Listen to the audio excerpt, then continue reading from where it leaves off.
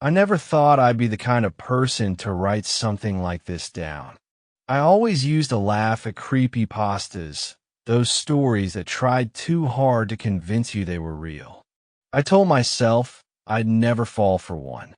But what happened to me over the past year has carved itself into my life like a wound that refuses to heal. I don't know how much longer I can keep this to myself, and maybe writing it down is the only way to prove that it wasn't just some breakdown in my head. It started in the most ordinary way, me moving into a new apartment. The building wasn't anything special, just a 4-story brick structure on the outskirts of town. One of those places you drive past 100 times without remembering it was there. The rent was low, which should have been my first red flag, but at the time I chalked it up to luck. The landlord, an older man named Howard, seemed almost too eager to get me into the unit. He waved off my questions about the place, spoke fast, and smiled the whole time like he was trying to distract me from something. The apartment itself was fine. Old wooden floors, peeling paint in some corners, and a faint smell of dampness that I figured was just age. But it was bigger than my last place and affordable, so I signed a lease and moved in within the week. The first oddity appeared on my second night. I was unpacking late, shoving books onto a shelf, when I noticed something on the far wall of the bedroom. At first I thought it was just a discoloration in the paint, a dark patch near the bottom right corner. But when I went closer, I realized it wasn't just a stain. It was shaped. It had a curve to it, like the line of a cheek. The human brain is good at seeing faces in random patterns, clouds with grain peeling paint. I told myself it was just that. The mark wasn't even big, maybe the size of my fist. But the longer I stared at it, the harder it was to shake the thought that it looked like part of a face. Not a whole one, just the outline of where a jaw might be, or the start of an eye socket. I laughed it off. It was nothing, just an old apartment with weird stains. But later that night, when I lay down to sleep, I had the feeling that the wall was watching me. I told myself I was being ridiculous. I rolled over, pulled the blanket tight, and eventually drifted into a restless sleep. The next morning, the mark was darker. I remember standing there in the pale light of morning, staring at the patch. It hadn't been that sharp the night before. Now, the outline was clearer, and I could almost make out the suggestion of an eye, hollow, uneven, and just slightly too high up. I tried scrubbing it. I got a rag, soaked it with cleaner, and scrubbed until my arms ached. The mark didn't budge. In fact, the more I rubbed, the more distinct it seemed to become. Like the stain wasn't just on the wall, but in it. I gave up and decided to ignore it. That night, though, I woke to a sound. A faint scratching, like nails dragging slowly across plaster. My first thought was that I had mice. But when I turned on the lamp, the sound stopped instantly. The room was silent, except for the faint hum of the refrigerator in the kitchen. I got up and checked the corners, the baseboards, even behind the dresser. Nothing. But when my eyes landed back on the stain, I froze. It had changed again. The faint outline of a cheek was now unmistakably part of a face. A partial one, like it was half finished, pressed into the wall. An eye socket was there now, sunken and hollow, with a streak beneath it like a tear. I told myself I was imagining things, that my tired brain was playing tricks. But then I saw it. At the very bottom of the stain, a faint smear of red. It looked like blood. I didn't sleep much that night. I sat up, watching the wall, tried to convince myself I wasn't going insane. Every time I blinked, the shape seemed just a little clearer, the red streak a little darker. By morning, it had dried into a dull brown, and I told myself it was just rust bleeding through from an old pipe behind the wall. It had to be. Still, I called Howard, the landlord. Hey, there's something wrong with the wall in the bedroom, I told him. What kind of wrong? There's a stain. I think it might be coming from inside the wall, like maybe a leak or something. He was silent for a long time before he answered. It's just an old building. Stains happen. Don't worry about it. I pushed. No, it looks weird, like it's spreading. His tone sharpened. I said, don't worry about it. I'll send someone to check eventually. Eventually never came. That was the first week. By the second, the stain had grown larger, the features clearer. I didn't want to admit it, but it was becoming undeniable. A face was taking shape in the wall.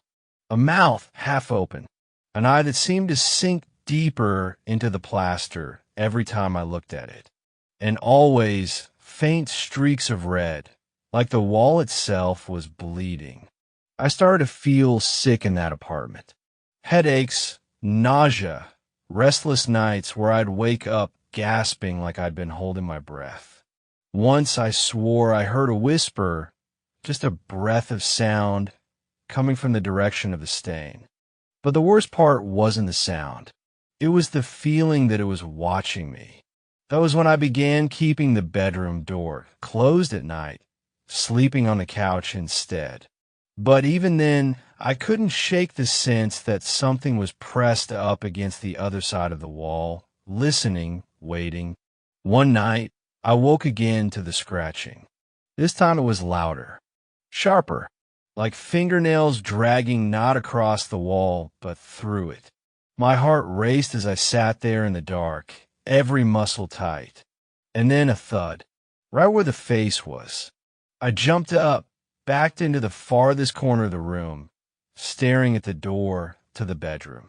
The sound hadn't come from outside. It had come from inside the wall. I didn't sleep at all that night. The next morning, I checked the wall again. The face was smiling now. I didn't want to sleep in the house after what I'd seen. The face on the wall, half-formed, its eyes smeared into existence with something far too dark to be paint, had left me shaken. But fear has a way of confusing your decisions. I convinced myself that I'd been hallucinating, that my lack of sleep from recent stress had caused my mind to conjure shapes where there were none. My brother, Evan, thought I was just drunk. But when he came over the next morning to check on me, his tone changed. We both stood there, staring at the wall in silence. The stains hadn't faded overnight. In fact, they'd grown sharper. The rough, reddish smears I'd seen before had darkened, congealed into something thicker. It wasn't just a blotch anymore. It was undeniably a face. Not realistic like a photograph, but deliberate, like someone had dragged their bloody hand against the wall again and again to form an outline. Hollow cheeks, a too long mouth, and those eyes. Just pits, black and sunken. What the hell? Evan muttered under his breath, taking a step back. You see it too? I asked, my voice trembling. He glanced at me, uneasy. Yeah, that's not normal. His confirmation didn't comfort me. If anything, it made the situation infinitely worse. That night, I barely slept. I left every light in the house on, but shadows still seemed to crawl along the corners of the rooms. The air felt heavier, thicker, like I was breathing in someone else's exhale. Around 2:30 in the morning, I heard it, a faint, deliberate scratching sound. It came from the same wall. At first, I thought it was an animal, maybe a rat inside the drywall. But then it grew louder, steadier. Not random scurrying. It sounded intentional, rhythmic, like someone dragging their fingernails against the surface from the inside. I pressed my ear against the wall, and my stomach lurched. I could hear the scrape traveling upward. Slowly, methodically, I stumbled back, my heart hammering. No, this couldn't be happening. My mind was trying to reason with me, but the sound wouldn't stop. It got louder, sharper, like nails dragging across stone. And then the scratching abruptly stopped. I waited, holding my breath. Nothing. Silence pressed in around me, heavier than the air itself. I wanted to walk away, but I couldn't stop staring at the face. The eyes looked deeper than before, almost hollowed out. Then, in the silence, I heard it. A faint tap, from inside the wall, like a knock. The next morning, I begged Evan to come over again. He'd groaned about it, but finally agreed. I dragged him into the living room, gesturing frantically at the wall. Last night, I heard it. Something scratching, and then knocking. Evan rubbed his temples. Look, you're freaking yourself out, man. This isn't healthy. You think I'm imagining all this? I snapped. He sighed. I think you're stressed, and maybe your head's messing with you. You're still dealing with mom's stuff, right? The house, the estate, all of it, that would screw anyone up. His tone had that mixture of pity and dismissal I hated. But before I could argue further, he leaned closer to the wall. Wait. He pointed. The face was different. It had changed. The mouth was wider, stretched unnaturally, like it had been pulled open in some silent scream. The eyes were more defined, too, darker and deeper, like something had burned them into the plaster. Jesus, Evan whispered. That wasn't like that yesterday. My blood ran cold. You believe me now? He didn't answer. Later that week, I tried to stay out of the living room as much as possible. Every time I walked past it, the thing seemed different. Subtler changes, cheeks sunken further, the forehead sharper, the mouth opening into a void that felt less like an image and more like a hole. I avoided looking at it. But one night, as I carried a glass of water past, something caught my eye. Another stain, farther down the wall, near the floor. It wasn't large, just a dark blotch. But when I crouched closer, I felt the same chill spread through my body. It wasn't random. It wasn't a blotch. It was the beginning of second face. The outline was faint, incomplete. Just a curve of a cheek, a hollow dip where I should be. But it was enough. My throat tightened, my knees felt weak. There weren't just one of them anymore. The wall was filling with faces. By the fourth night, the scratching came back. This time, it didn't stop after a few minutes. It went on for nearly an hour, intermittent, sometimes close, sometimes faint, like it was moving deeper into the house. I sat in the corner, clutching the kitchen knife I'd taken from the drawer, my whole body trembling. Every sound felt like it was burrowing into me, peeling me open. And then, somewhere between scratching and silence, I heard it. A whisper. At first, I thought it was the wind, a faint hum sneaking through the window. But no, it was words. Low, guttural, distorted, but definitely words. Let us out. I dropped the knife, stumbling back. My vision blurred. My ears rang with the sound. I clamped my hands over my head, whispering, no, no, no, this isn't real. But it was real, because the whisper came again. This time it used my name. Evan stopped answering my calls after that, but I wouldn't let it go.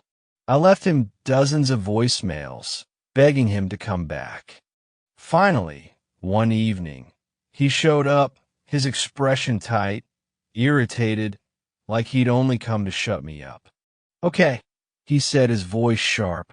Show me. I led him into the living room, pointing at the wall. By now, the second face was nearly finished, its hollow eye sockets carved out in dried crimson. And above it, a third blotch had begun. There, I whispered. Do you see it? He swallowed, his bravado faltering. Yeah, I see it. We stood in silence for a long moment, just staring at the grotesque mural forming before our eyes. Finally, Evan muttered, "This isn't right. This isn't just. Some stain." "No," I said. "It's not." He looked at me then, really looked at me. "You need to get out of here. Sell the place. Burn it. I don't care. Just don't stay." I wanted to argue, to tell him it wouldn't matter, that it was already too late. But before I could, something happened that froze us both. The scratching started again. But this time, it wasn't behind the wall. It was inside the room. We both whipped around, our eyes scanning the living room. The sound was there, right there, in the same space as us. A slow, deliberate drag of nails across the wooden floor. Evan cursed under his breath. I felt my knees lock, my throat tighten. From the far corner, the air shimmered like heat rising off asphalt. And then, barely visible, something shifted. I don't know how else to describe it. Like a shape bending out of the wall, clinging to the edges of the room, faceless but wrong. Its body was just shadow, but its hands, God, its hands were pale, stretched too long, the nails blackened and curling. Evan grabbed my arm. "We're leaving. Now." I didn't argue. We bolted from the house, slamming the door behind us. But even outside, as we gasped for breath in the cool night air, I could still hear it. The scratching. And faintly, beneath it, the sound of dozens of voices whispering in unison. I have not told anyone this, not the landlord, not the police, not even my closest friend, but the face in the wall is changing. I didn't notice it at first. Maybe because I refused to look at it long enough. I had trained myself to keep my gaze down when passing the kitchen.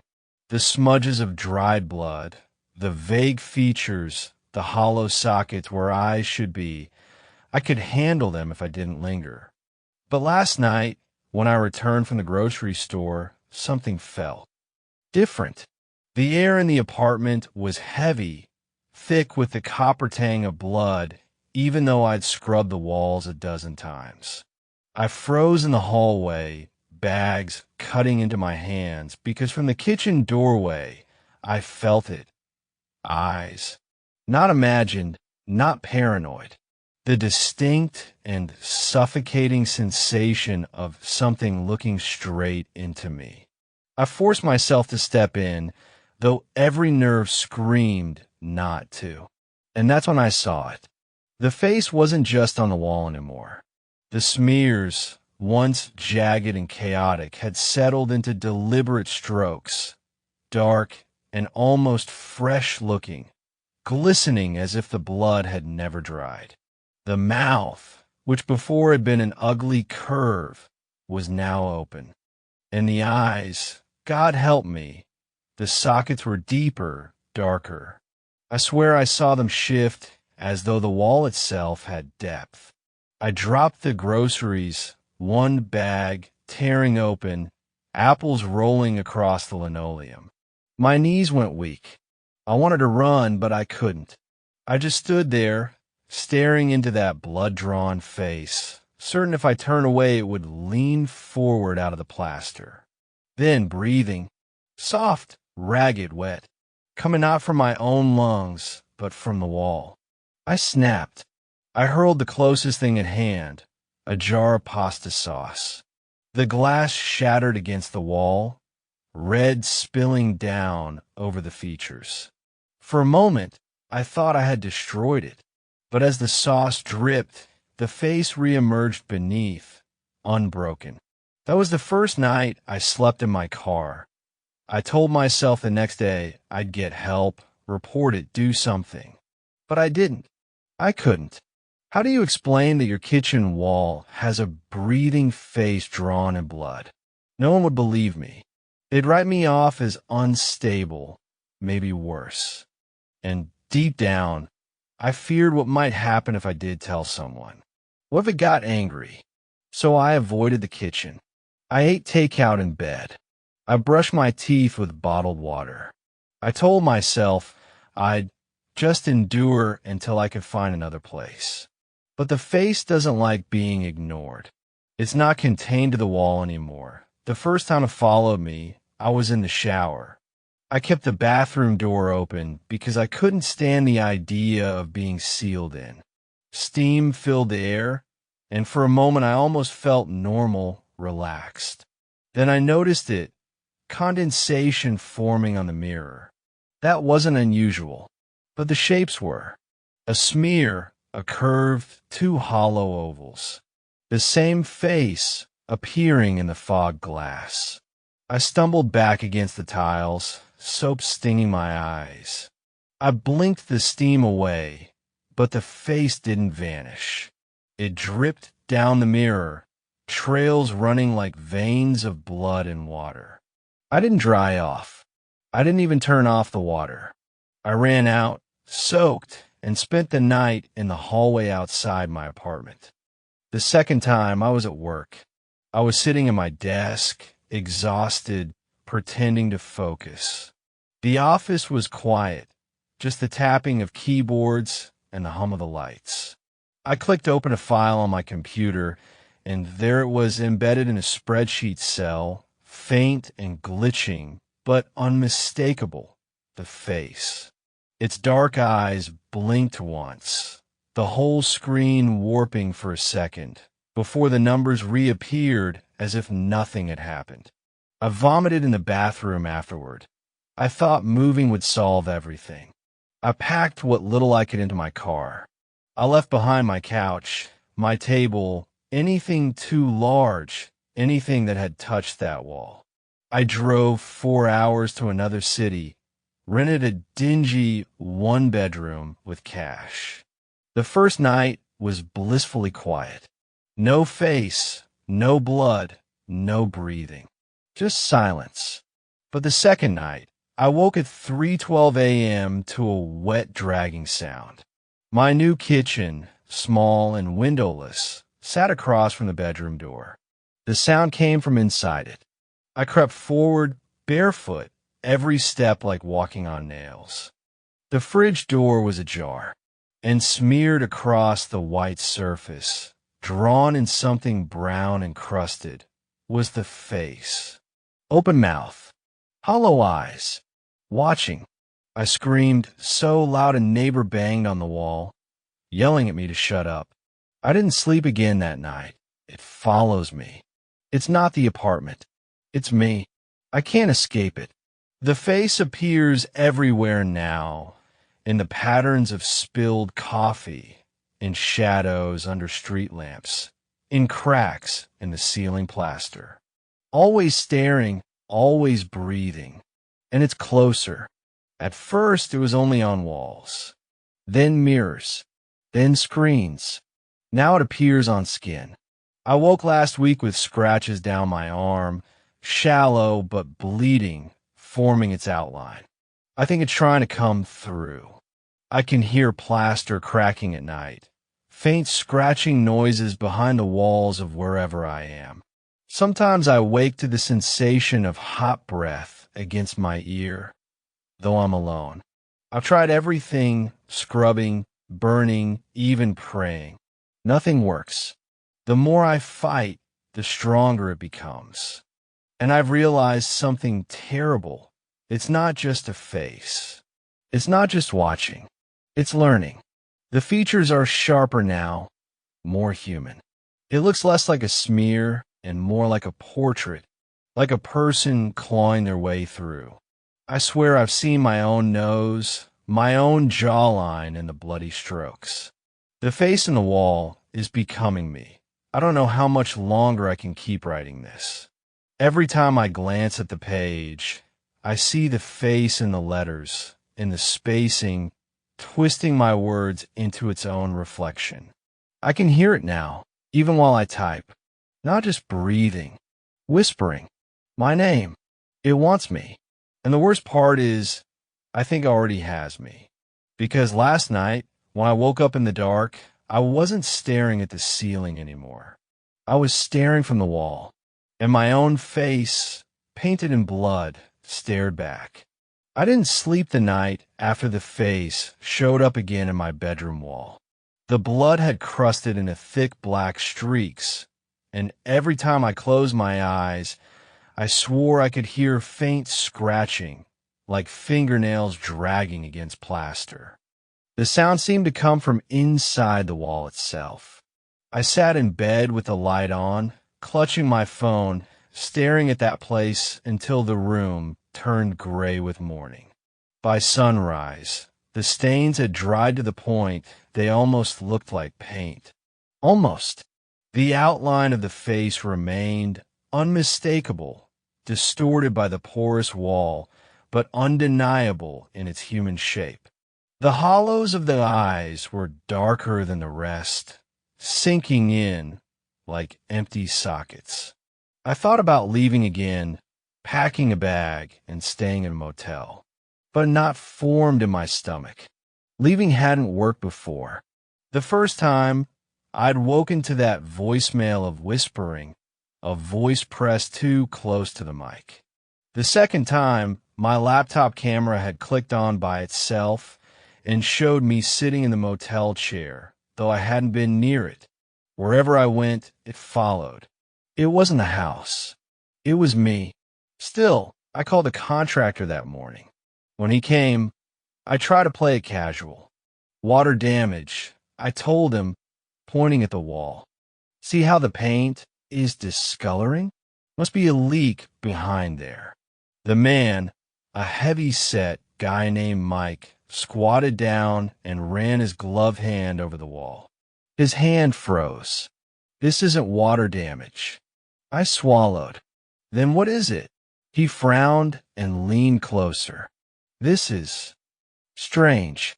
The wall's too dry for a leak. And this texture. He scraped at a flake of dried blood with his glove. Feels organic. Like iron. My stomach twisted. Iron. Yeah, like rust. Or, well, you know how dried blood feels. He chuckled awkwardly. Sorry, probably not what you want to hear. Look, I can cut open the drywall, see what's back there. The thought of opening that wall made me dizzy, but I nodded. Do it. He went to his truck for tools. I paced the living room, every muscle in my body screaming at me to stop him, to leave it sealed, to never find out what was behind. But I couldn't stop. When he returned, he measured the spot and began sawing. The sound of the blade against drywall was shrill, wrong, too close to the sound of scratching. My skin prickled as dust filled the air. He pried a square free and pulled it out. Behind the wall was no pipe, no insulation, no wiring. It was empty, just a hollow, dark cavity. Mike shined his flashlight inside, muttering. The beam revealed rough surfaces coated in something darker than dust. It took me a moment to recognize the faint streaks smeared along the wood beams. Stains, dark brown, almost black. Mike cleared his throat. This looks like old blood. I felt my knees weaken. Could be animal, he added quickly, but his voice lacked conviction. Rats sometimes, nest in walls, but this is a lot. He wriggled the flashlight deeper inside. Wait, what the hell? From the hole, his light revealed something further down, etched into the beam, carved crudely into the wood. A symbol, a circle with a face inside.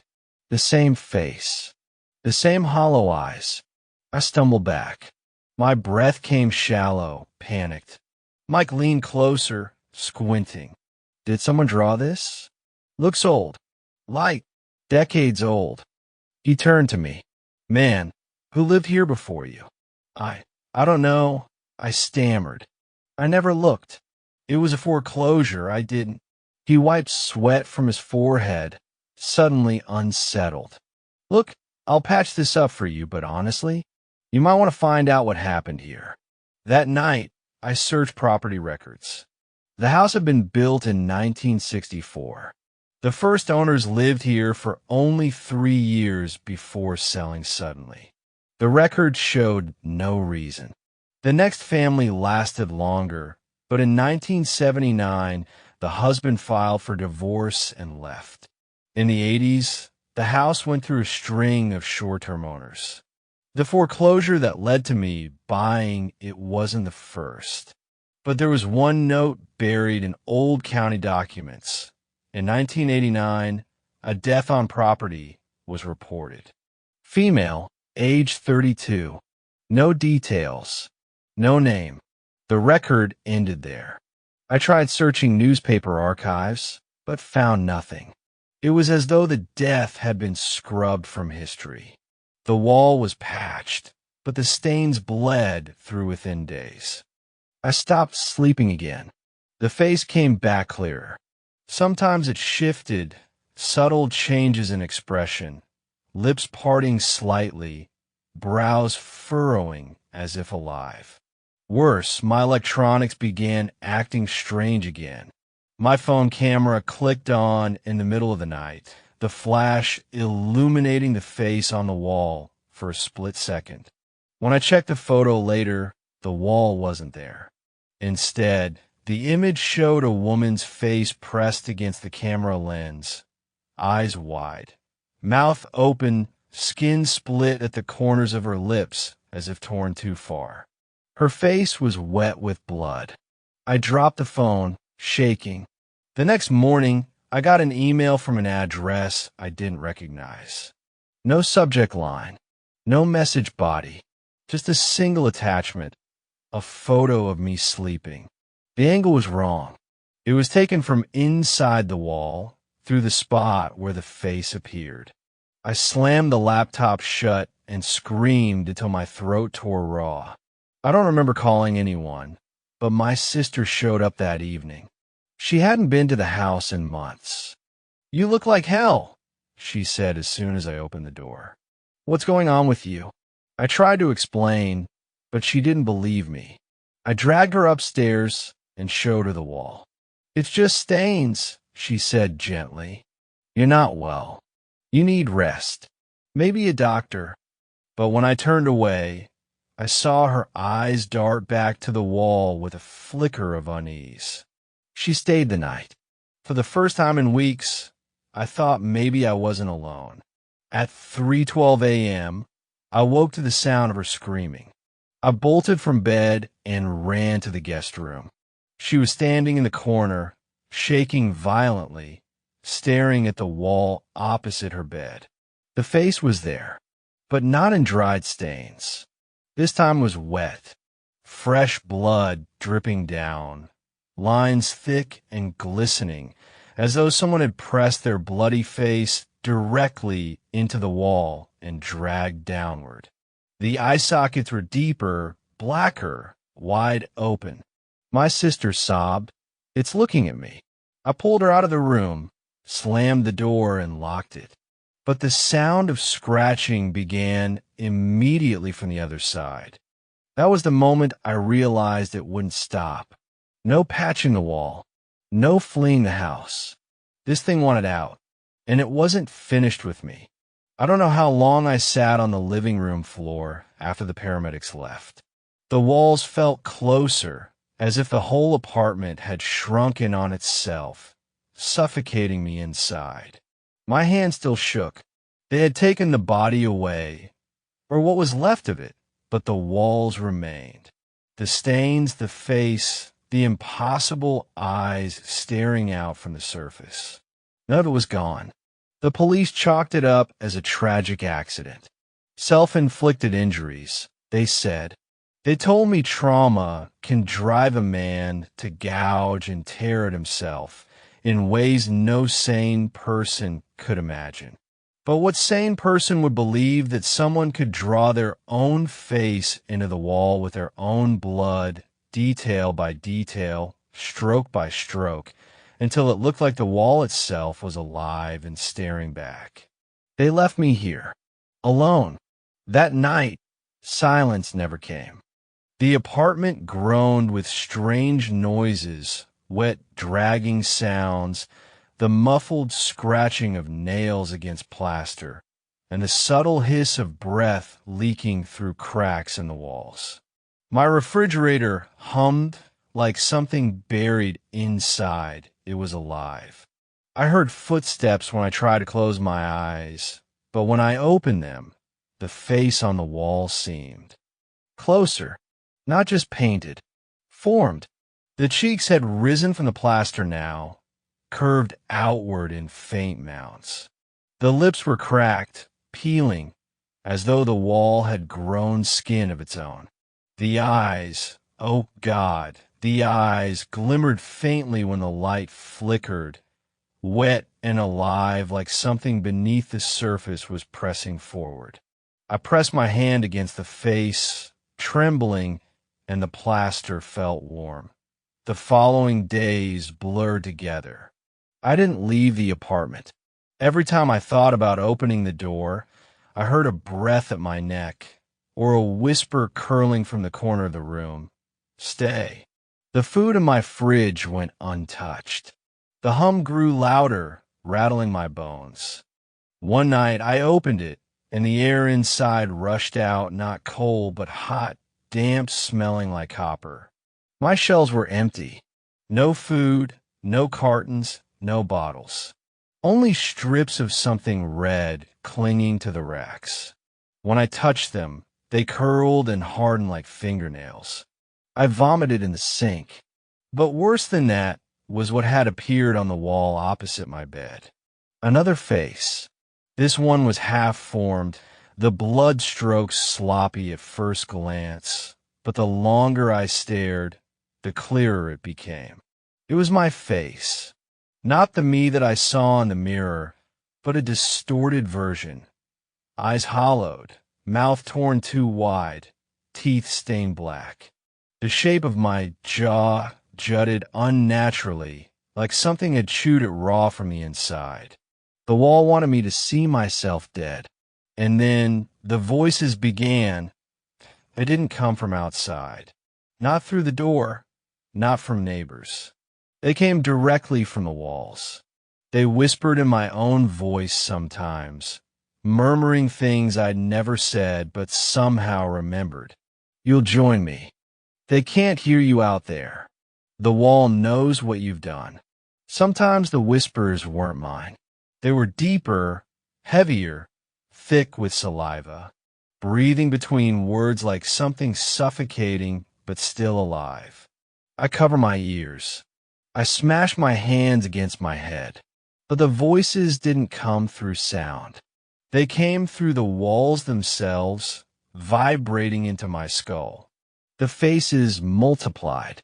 Each night, when I woke, if I had even slept, another one had appeared. Some were strangers, their features twisted beyond recognition.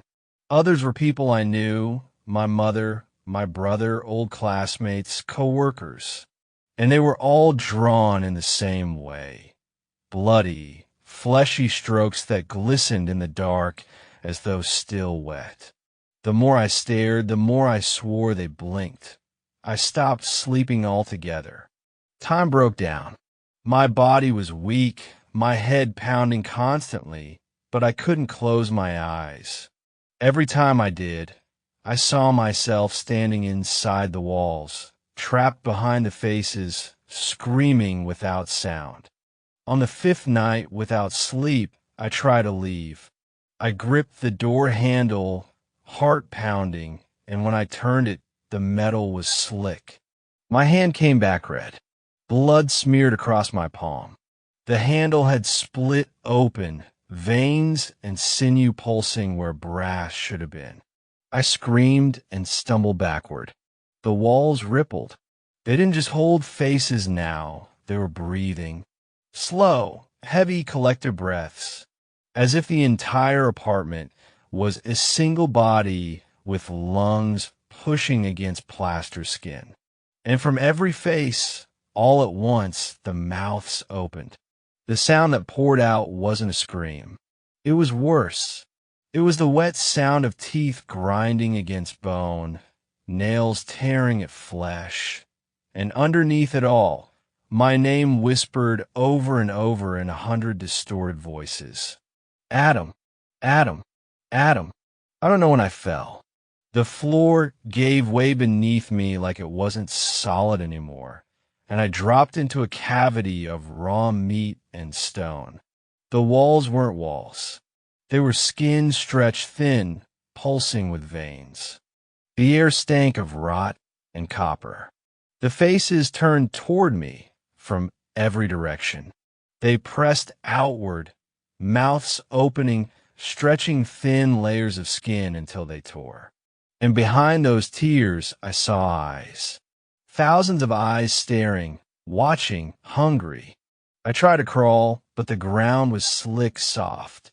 My hands sank into it, and when I pulled them free, my fingers were coated in blood. The sound of breathing surrounded me, closer now, louder, as if I were trapped inside a chest. And then the face emerged, bigger than the others, filling an entire wall of the cavity. Its features shifted between strangers and myself, morphing with each blink. Its lips were sewn shut with strands of sinew, but its chest rose and fell as it breathed directly into me. I felt my own lungs seized, choking. I couldn't draw breath. I fell onto my back, gasping like a fish pulled from water. The last thing I saw before the dark swallowed me was that enormous face tearing its stitches open, grinning with blood-slicked teeth. I woke in my bed. For a moment, I thought it had been a nightmare, but the walls said otherwise. Every inch of them was covered now. Not just faces, but entire bodies pressed into the plaster, writhing, frozen mid-scream, their skin stretched so tight you could see ribs and tendons. Their eyes rolled in their sockets. Their mouths worked silently, forming words I couldn't hear. And right in the center, above the bed, was my own body. It wasn't a drawing. It wasn't an illusion. It was me. Skin pale, lips cracked, eyes bloodshot but moving. I watched myself breathe, pinned into the wall like a moth in a glass. I should have run. I should have torn the door off its hinges, broken the window, thrown myself into the street. But I didn't move, because when the figure in the wall opened its mouth, I heard my own voice whisper, "You're already here. You've always been here. I don't know how much time has passed since. The clocks don't work anymore. The refrigerator is silent. The lights flicker endlessly, but never burn out. Sometimes I feel my body rising, pressing against the wall as though it's absorbing me inch by inch. My skin burns. My breath feels stolen. And when I close my eyes, I see only the faces. All of them. Staring. Breathing. Waiting. The truth is, I don't think I escaped that night. I don't think I ever left the cavity inside the walls. I think the version of me that's writing this isn't real. I think I'm already drawn into the wall with blood. And soon, when the last of my breath is gone, you'll see my face there too, watching, breathing, waiting for you.